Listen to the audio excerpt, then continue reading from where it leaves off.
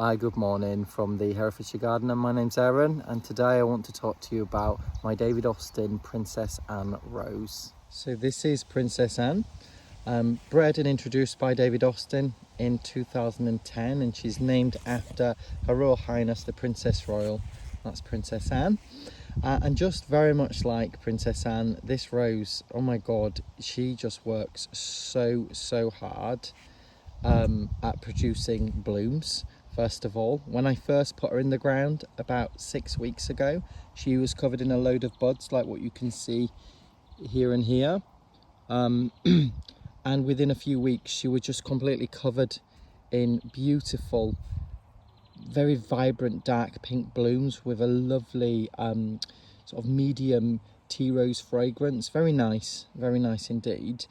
And you know, since then I've deadheaded her after her first flush had gone over, and she's been sat in here just sort of rooting out into the soil and growing. And if you look really carefully, you can see we've got 1, 2, 3, and down the back there 4 new canes which have come from the bud union. They're not suckers, they're definitely Princess Anne. They're exactly the same as the rest of the shrub, and I'm just quite literally shocked that, you know, for 6 weeks in the ground, not only has she put out an insane first flush of blooms, she's already on to her second flush of blooms, and there'll be blooms on the end of these as well, and she's giving me amazing shape.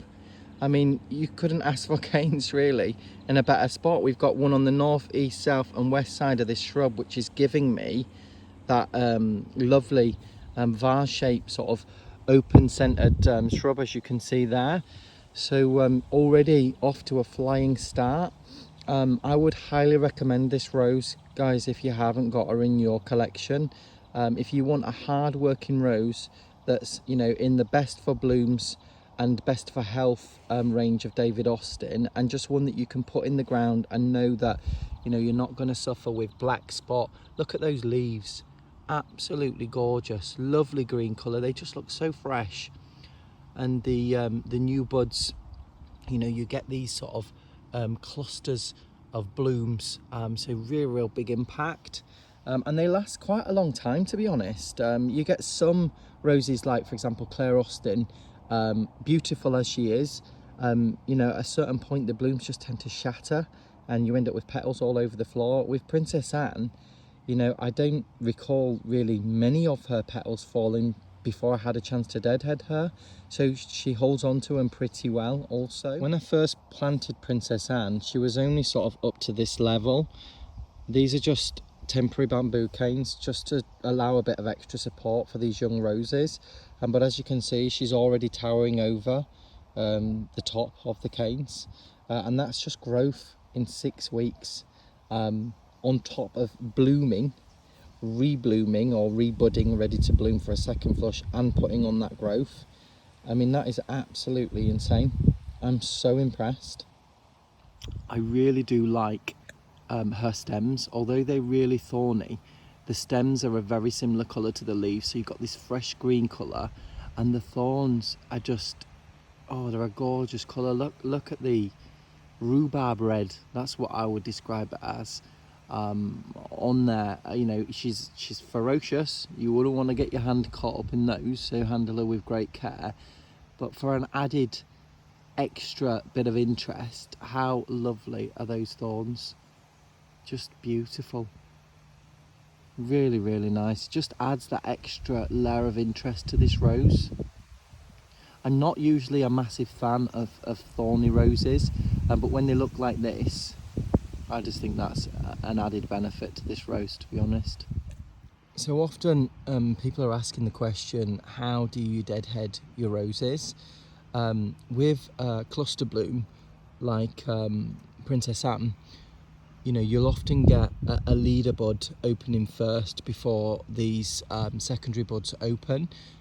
You know, so what you want to be doing with this particular type of rose is just removing the spent blooms as they finish, and you know, you'll know that they've gone over because they won't have that freshness anymore. They may have started to drop some petals, they might just look a bit scruffy. So all you're doing is you're just nipping it off underneath the bud and discarding the spent rose bloom. Leave the other ones to open. It'll still look really good. It'll still look as fresh as the day when the blooms first started opening. When you get to a point when all of your blooms are spent, and that might mean that you've started to take them off one at a time, or these smaller three will usually open at the same time, so they'll normally be spent at the same time as well and finished. When you get to that point, that's really when you need to start cutting back the stems ready for the next flush. And the way that I do it is, if this is where the blooms are, you can see the first set of leaves, there's only 3 leaflets on there. The second set, there's 5 leaflets. The third set, 5 leaflets. The fourth set down there, 5 leaflets. And the fifth set down there, 5 leaflets. Now, generally speaking, you cut down to the first set of 5 leaves. That's what a lot of people do. I don't tend to do that. I tend to go quite a lot further down. You've got a better chance of reblooming from these dormant buds in these junctions. That's buds that will grow into new stems which will have flowers at the end of them, the further down the rows you go.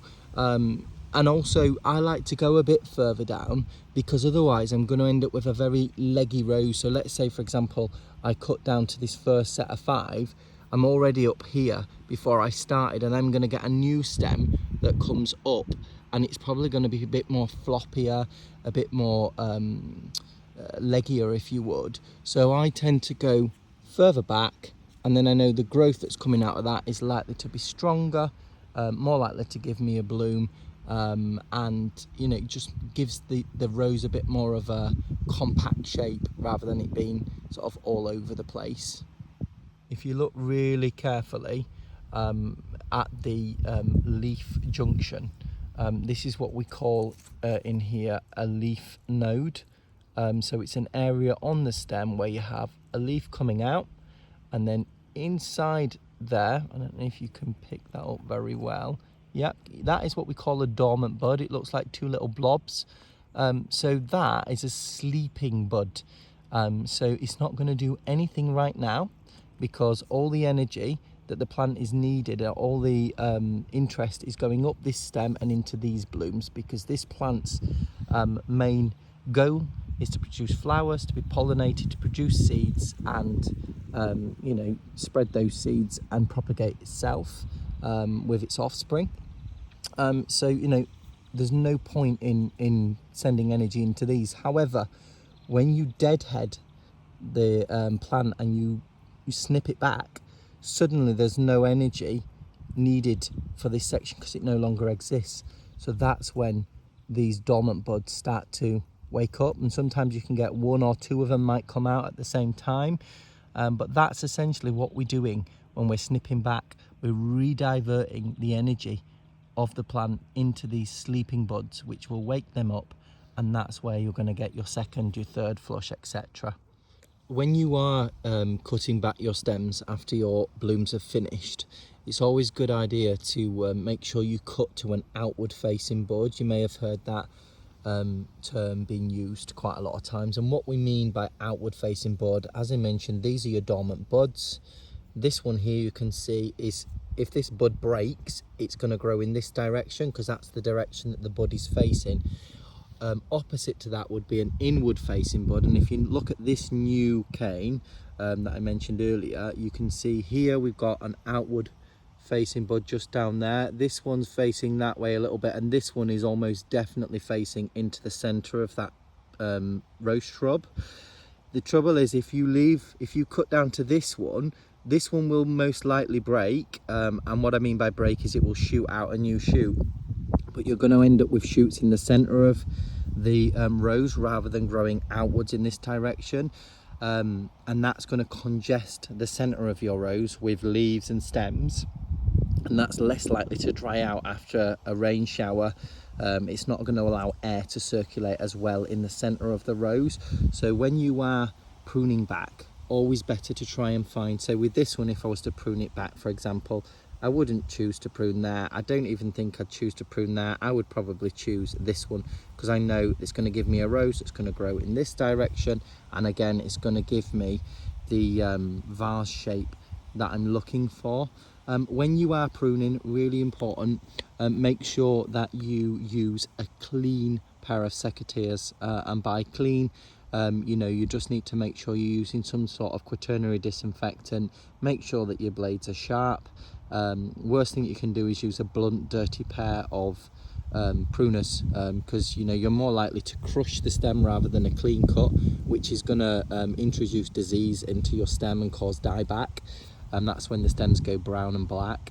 And if you haven't disinfected them and you've used them on a different rose that might have a virus disease or an infection of some description, you're just going to pass that infection between your rose bushes, and that's not going to make you very happy. So when you are doing the cut, when you're cutting back outward facing bud, you want to go just slightly up above that, and you want to cut at a slight angle away, sort of a 45-degree angle, if you watch where my finger goes.